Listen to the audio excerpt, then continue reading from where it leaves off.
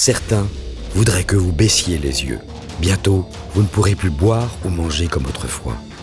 Avec le Covid, on vous a caché la vérité sur les masques et le dépistage massif.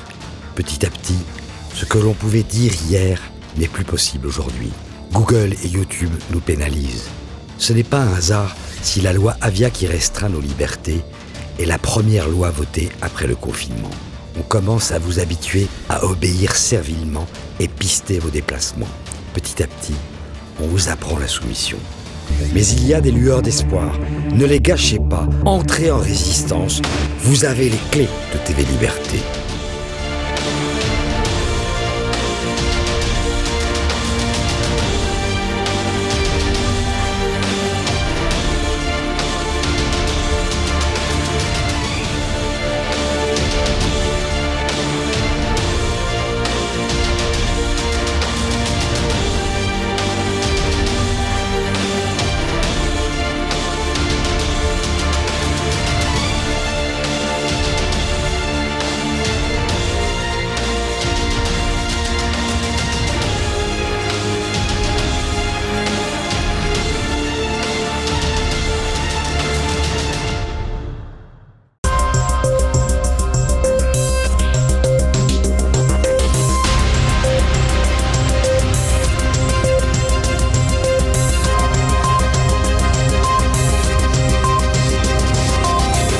Madame, Monsieur, bonsoir, ravi de vous retrouver pour cette nouvelle édition. Au sommaire ce soir, retour sur la manifestation des soignants. La fin du rassemblement a été émaillée par de nombreux heurts organisés par l'extrême gauche et les Black Blocs. Des débordements parfaits pour salir les revendications du personnel hospitalier. L'actualité, c'est aussi le début de la commission d'enquête parlementaire sur la gestion de la crise du Covid-19 en France. Le directeur général de la Santé, Jérôme Salomon, a ouvert le bal des auditions qui se tiendront pendant 6 mois. Un début qui laisse peu d'espoir à la vérité. Et puis, nous nous intéresserons à l'été des plus jeunes. Après une année scolaire particulièrement bouleversée par le Covid-19, les vacances seront l'occasion de rattraper le retard. Une aubaine pour les cahiers de vacances. Une manifestation qui tourne vinaigre, c'est devenu une habitude depuis le début du quinquennat mercredi, alors que les soignants manifestaient à Paris. Des violences de militants d'extrême gauche contre la police ont entaché la mobilisation, dessinant un peu plus la stratégie du chaos menée par l'État. Olivier Frère-Jacques fait le point. La France orange mécanique, nous y sommes. Alors que les violences dijonnaises ont agité l'actualité pendant 4 jours, c'est au tour de Paris d'être au cœur de scènes de guérilla urbaine. Mardi, alors que les soignants venaient demander des comptes au gouvernement après la crise sanitaire, le cortège a dégénéré dans le quartier des Invalides à quelques pas de l'Assemblée nationale. Une violence initiée notamment par les fameux Black Blocs venus en découdre en marge des cortèges. Lancés de projectiles, caillassages, bus attaqués, les militants antifascistes et autonomes ont au fait de causer la panique auprès des forces de police. Un changement d'ambiance radical puisque le début de la mobilisation des soignants était marqué par les applaudissements des forces de police.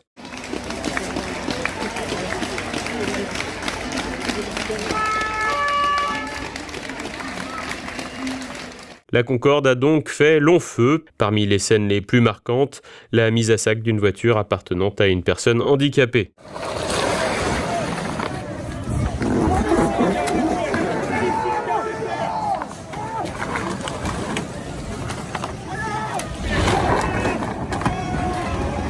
Après la Smart, le bus. En effet, les casseurs, toujours masqués, s'en sont pris ensuite à un car de touristes.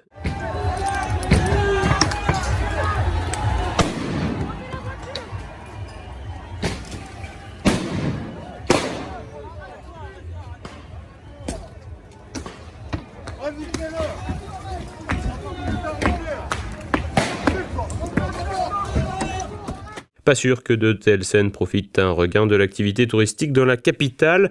Pas sûr non plus que les ordres donnés aux forces de police apaisent les débats. Une interpellation musclée d'une femme en blouse, qui s'avère être une infirmière proche de la France Insoumise, a fait le tour des réseaux sociaux. Si cette dernière avait précédemment lancé des petits projectiles sur le cortège policier, l'arrestation a toutefois marqué les esprits qui s'étaient employés à applaudir cette femme et ses collègues pendant le confinement tous les soirs à 20h.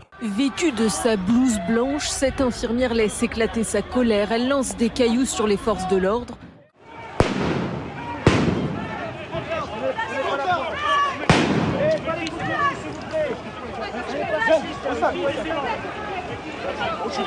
Reculez. Tu recules.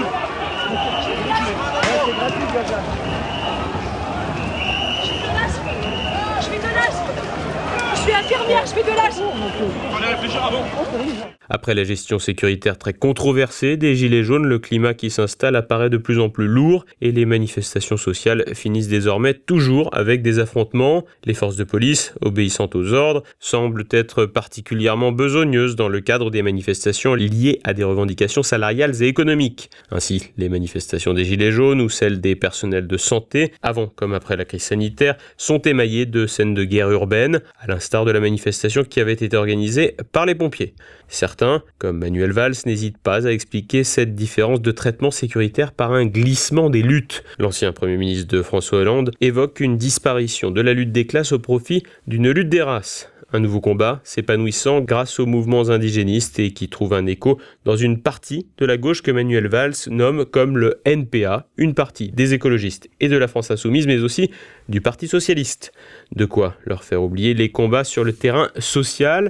Une analyse corroborée par la détermination de l'État à contrer les mouvements sociaux tout en faisant preuve d'une étonnante tolérance face aux revendications ethno-communautaires. À plus forte raison que les récentes accusations de racisme dans la police pétrifient littéralement le pouvoir pour faire régner l'ordre dans ces mobilisations. Au contraire, l'appui de ces mouvements indigénistes permet une opération à moindre coût pour l'État qui dépensera quelques deniers dans des campagnes antiracistes et des programmes d'insertion inefficaces. Dans ce cadre, l'État a retrouvé son fidèle allié de la mouvance antifasciste et autonome, cette extrême gauche activiste et de tous les vilains coups, tantôt se frayant une place dans le collectif Adama où elle sait se faire relativement discrète, tantôt faisant dégénérer les manifestations des mouvements sociaux permettant de discréditer les revendications. Mardi, en s'en prenant au véhicule d'un handicapé, les autonomes ont permis d'attirer l'attention sur autre chose que la revalorisation salariale que demande le personnel soignant. En marge des manifestations contre la réforme des retraites, les violences de cette extrême gauche avaient également discrédité les syndicats comme la CGT, qui peinent aujourd'hui à mettre hors d'état de nuire ces encombrants manifestants. Une diversion qui débouche sur un malaise sécuritaire qui renforce le soutien à l'État qui, pour l'immense majorité des Français, doit avoir le monopole de la violence légitime, selon la formule éculée. Le tandem de pompiers pyromanes Macron-Castaner pourra ainsi se présenter en garant de l'ordre et finir de séduire une partie de la droite, après avoir largement dispersé la gauche, sans avoir rien à lâcher sur le terrain social. L'heure des comptes a-t-elle sonné ? Mardi, la commission d'enquête parlementaire sur la gestion de la crise du Covid-19 en France s'est initiée avec l'audition du directeur général de la Santé, Jérôme Salomon. Le numéro de claquette a commencé. Entendu mardi par les députés de la commission d'enquête parlementaire, le directeur général de la Santé, Jérôme Salomon, a bien donné le ton. Celui qui égrenait quotidiennement les décès du Covid-19 chaque soir pendant 2 mois avait bien rodé son discours. Il n'avait pas l'intention de laisser filtrer quelques arguments pour mettre en lumière l'incompétence du gouvernement. Pour ce faire, Jérôme Salomon a eu à cœur de remercier le travail des professionnels de santé, des médecins, des biologistes, des personnels soignants, dès qu'il pouvait. Un salut bienvenu qui ne répondait pas pour autant aux questions posées. En effet, l'objet de la commission d'enquête parlementaire n'est pas un audit des professionnels de santé, mais bien un retour sur l'action des dirigeants publics. Le député Les Républicains, Damien Abad, avait d'ailleurs à cœur de pousser le directeur de la santé dans ses retranchements. Il n'a pas hésité à poser les questions qui fâchent sans pour autant pouvoir obtenir de réponses claires. D'abord, sur la question des masques. Le 4 mars dernier, vous déclariez sur BFM « Les masques n'ont aucun intérêt pour le grand public ». Est-ce qu'aujourd'hui, vous regrettez vos propos ? Comme disait Voltaire, et il a été repris souvent depuis, avant de savoir, on ne sait pas. Nous avons toujours suivi les recommandations internationales. Il n'y a aucun document consensuel qui démontre l'efficacité de mesures de prévention, en dehors des mesures barrières que l'on connaît déjà et en dehors de la mesure de distanciation physique. Jérôme Salomon n'avait donc visiblement pas décidé de se confier sur la situation que la France avait traversée. Une attitude qui a passablement agacé plusieurs membres de la commission d'enquête qui ont recadré le directeur général de la Santé à plusieurs reprises. Damien Abad n'a d'ailleurs pas hésité à revenir à la charge sans obtenir davantage de réponses. Vous dites vous avez suivi les recommandations de l'OMS. Mais alors pourquoi sur les tests, vous avez fait l'exact inverse de ce que l'OMS vous a recommandé ? L'OMS a dit tester. Et en France, vous n'avez pas développé de stratégie de tests massive. Pourquoi ? Alors même que l'Allemagne l'a fait et qu'aujourd'hui, l'Allemagne a 4 fois moins de morts que la France. Nous sommes face à un nouveau virus et le Centre national de référence de l'Institut Pasteur met au point le test en France dès le début janvier. Il le transmet très vite à plusieurs laboratoires sur le territoire métropolitain. Et dès la fin janvier, avant même qu'il y ait de nombreux cas sur le territoire, la plupart de ce qu'on appelle des établissements de santé de référence disposaient de ce test. Et donc il y a eu cette volonté de passer d'une doctrine de diagnostic à une doctrine de dépistage, avec le soutien d'ailleurs de la Haute Autorité de Santé. Nous avions une doctrine hospitalière extrêmement efficace, et il faut le redire, tous les patients qui se sont présentés à l'hôpital et qui ont été hospitalisés ont eu un test. Et puis nous sommes passés, et c'était une volonté d'ailleurs assez classique, d'avoir ce qu'on appelle une surveillance syndromique. C'est ce que nous faisons chaque année. On surveille par les médecins sentinelles, par les laboratoires sentinelles, les personnes par des diagnostics qui sont faits par les médecins et pas forcément par une confirmation biologique. C'est pas forcément nécessaire. Persister et signer. Dans le petit monde de Jérôme Salomon, la gestion de la crise du Covid en France a visiblement été idyllique. Une vision que viendra contraster Damien Abad en évoquant le sort réservé aux malades dans les EHPAD. D'après plusieurs remontées de terrain, de nombreux EHPAD nous disent, en tout cas ont témoigné, s'être vus opposer un refus de prise en charge de leurs résidents atteints du Covid par les établissements de santé, alors que ceux-ci nécessitaient une hospitalisation. Est-ce que vous pouvez ici, Monsieur le Directeur général de la Santé, devant les membres de la commission d'enquête, nous affirmer clairement que l'ensemble des résidents des EHPAD qui nécessitaient une hospitalisation ont été réellement hospitalisés? En clair, est-ce que oui ou non, on a fermé les portes de réanimation à nos résidents en EHPAD?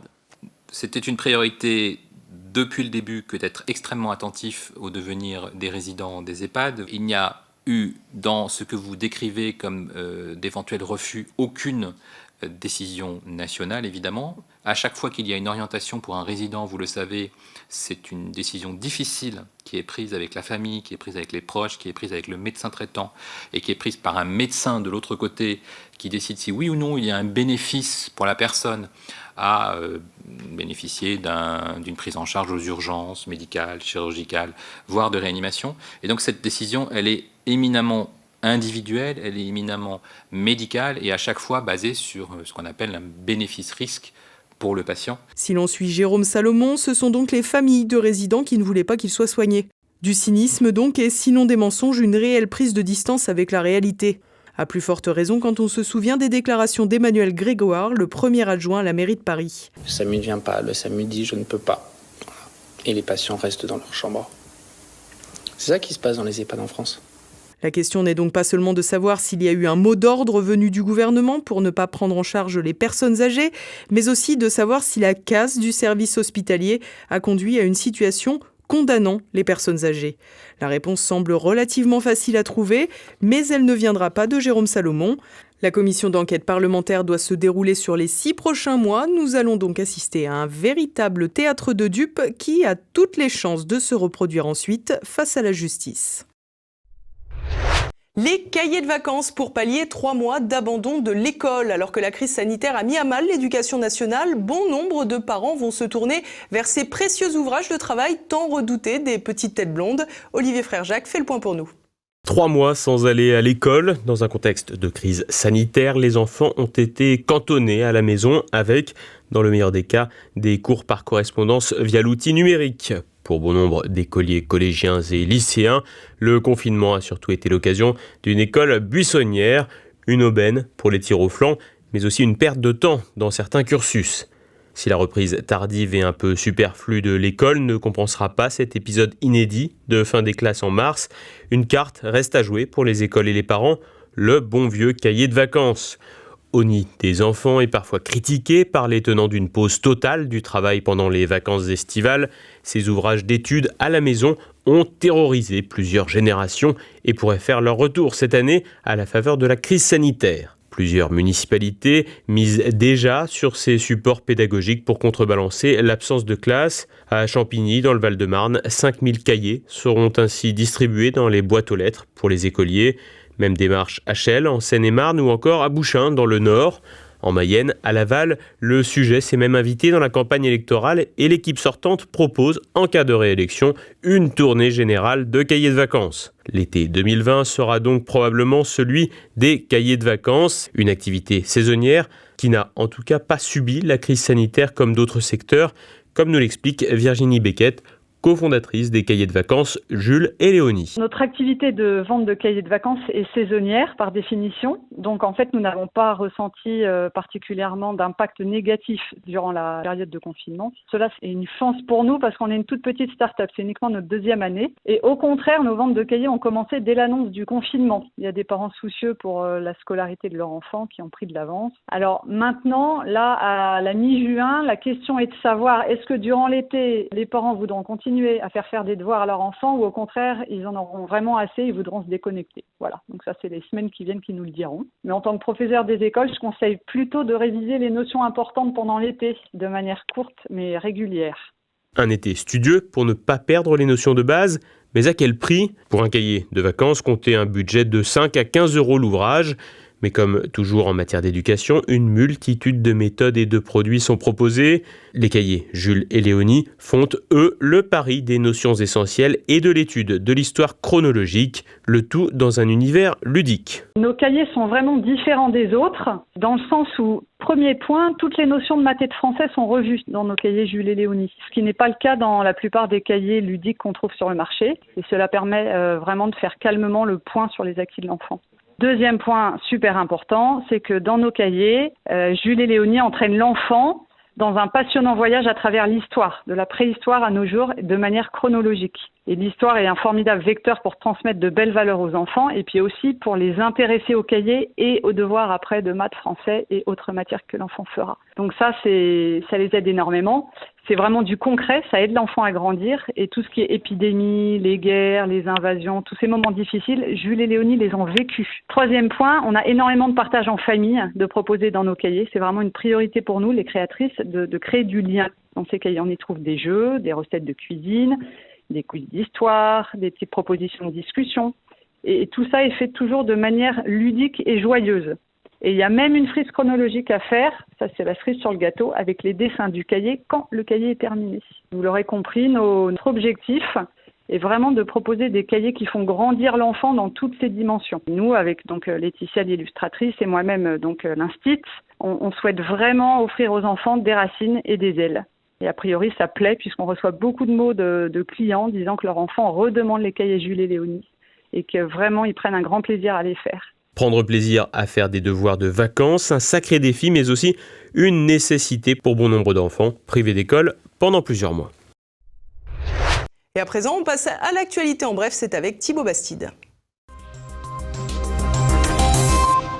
Ce qui devait arriver arriva. Un chercheur français en cryptographie de l'Institut national de recherche en informatique et en automatique, Gaëtan Leurent, a découvert que l'application Stop Covid conserve plus d'informations sur les personnes croisées par ses utilisateurs que ce que le gouvernement avait annoncé. Elle collecterait les identifiants de toutes les personnes croisées par un utilisateur et pas seulement celles croisées à moins d'1 mètre pendant 15 minutes. Le secrétaire d'État au numérique, Cédric O, n'a pas remis en cause ces révélations. De son côté, la Commission nationale informatique et liberté, la CNIL, a fait savoir que des contrôles étaient en cours sur le sujet. Selon les derniers chiffres, l'application Stop Covid a été téléchargée près d'1,4 million de fois.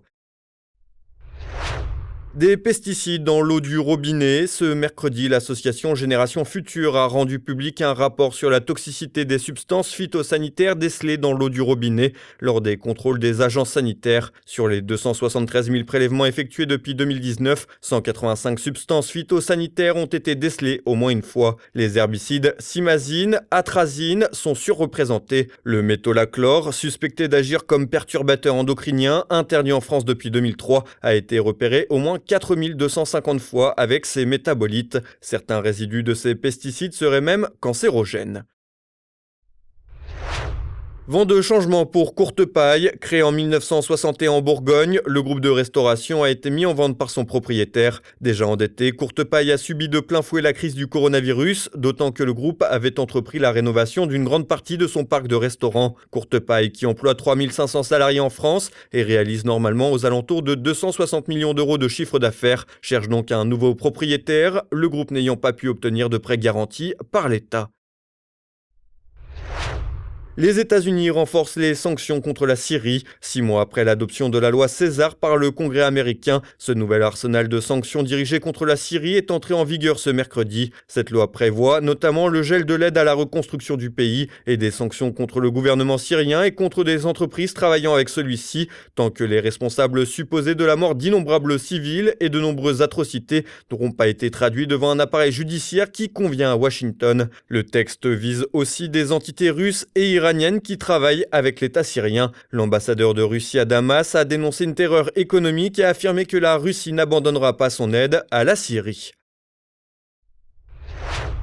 Affrontement militaire meurtrier entre l'Inde et la Chine. Pour la première fois depuis 45 ans, au moins 20 soldats indiens ont péri dans une confrontation avec l'armée chinoise dans la nuit de lundi à mardi sur la frontière disputée au Ladakh, dans le nord de l'Inde. Selon un militaire indien basé dans la région, il n'y aurait pas eu d'échange de tirs mais de violents corps à corps. Le ministère indien des Affaires étrangères a attribué la responsabilité de l'affrontement à la Chine à travers une tentative de changer unilatéralement le statu quo à la frontière. Pour sa part, un porte-parole du ministère chinois des Affaires étrangères a accusé les troupes indiennes d'avoir franchi la frontière à 2 reprises avant de se livrer à des activités illégales et de provoquer et d'attaquer des soldats chinois. Les 2 parties ont affirmé vouloir résoudre cette crise par la voie diplomatique.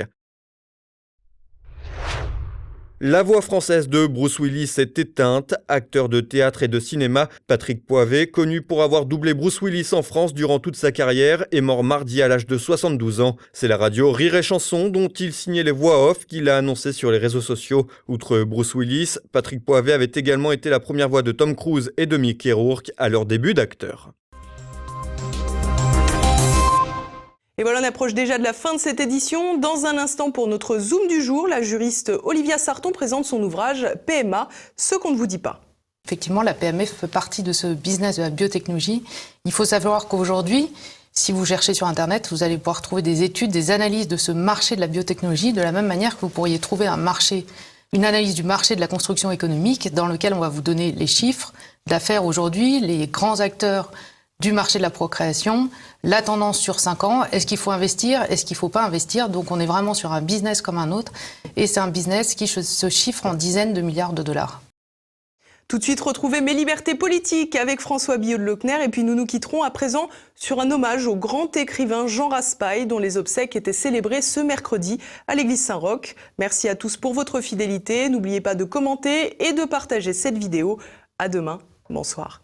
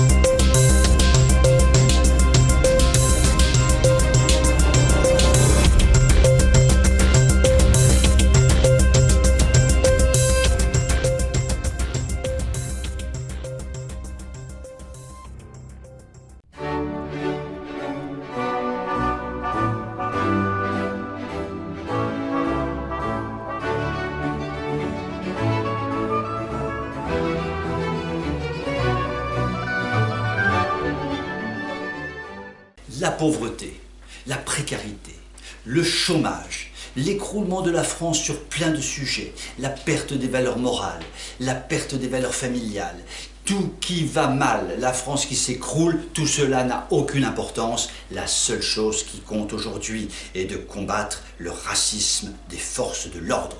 Ça, c'est vraiment fondamental. Et ce combat fondamental est mené par la famille Traoré, qui a d'ailleurs eu maille à partir avec la justice et la police. Et ceci pouvant expliquer cela éventuellement. Et ce combat mené par les Traoré est mené évidemment avec l'appui du ministre de l'Intérieur, M. Castaner. Nous sommes donc dans un combat des forces du bien, les traoristes, contre les forces du mal, les forces de l'ordre raciste. Voilà qui est véritablement le combat fondamental du jour. Le reste ne compte pas. Bon, nous sommes finalement dans une macronitude assez logique. Je suis macroniste, c'est-à-dire que je déstabilise par tous les moyens la France. Je suis donc dans mon rôle si je suis traoriste. Le traorisme marche avec le macronisme comme les deux doigts d'une même main. Jusqu'ici, tout va bien. Ce qui va beaucoup moins bien, c'est que tout d'un coup, Rachida Dati se transforme elle aussi en pleureuse antiraciste traoriste. Mais quelle mouche a piqué Rachida Dati de devenir macroniste traoriste au moment des élections? Alors là, a-t-elle déjà fait de la politique? On peut se le demander, car l'erreur est tout de même d'une grossièreté inimaginable. Eh bien oui. Finalement, nous nous apercevons comme d'habitude que l'on soit macroniste ou que l'on soit les républicains ou que l'on soit centriste ou que l'on soit à gauche ou à droite, finalement, dans tous les cas de figure, il semble qu'il soit très important d'être traoriste.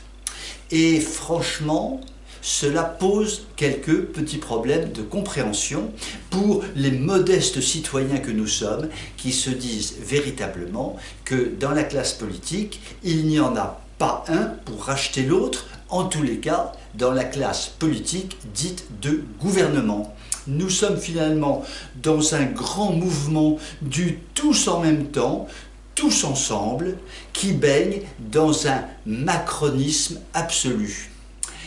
Tout cela n'est pas très réjouissant, mais peut-être tout cela ne sera-t-il pas très durable. Sur ces bonnes paroles, je vous souhaite une excellente soirée et vous dis à demain.